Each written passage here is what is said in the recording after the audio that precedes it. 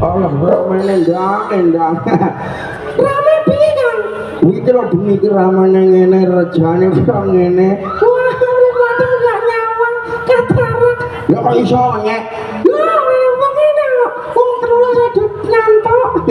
wae lho aja ngono lho ramene rejane ngene lho gara-gara memang lho udan pentong dadi sing nonton rada adoh ngono lan kowe dhewe kok kesusul ya gageran kowe ndang rondi ndang Aku apa ndang delok ketoprak kang iki kan. wah rondi ketoprak Iki lho kan ada kok seludan di Sawaru.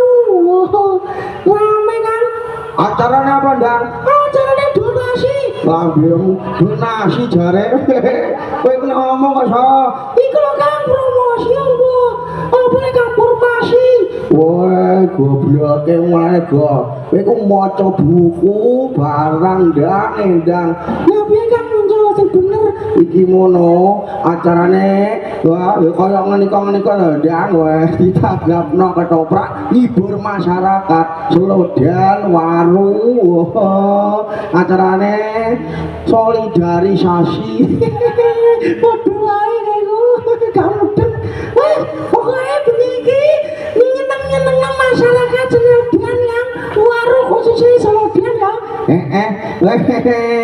muga-muga sedekah bumi ya ditimbali ya ditanggap Kok iso kan? wah oh iki bar acara iki mesti nonton lho mirsani seneng Nek nanggap piye carane? gampang ketoprake Pak Mogol iki lho asli saka Desa Tanjung Sari Kecamatan Jakenan Kabupaten Pati Nomor HP-ne kan? gampang buokno ta macane ayo Kang tak boi 081 228 1 228 1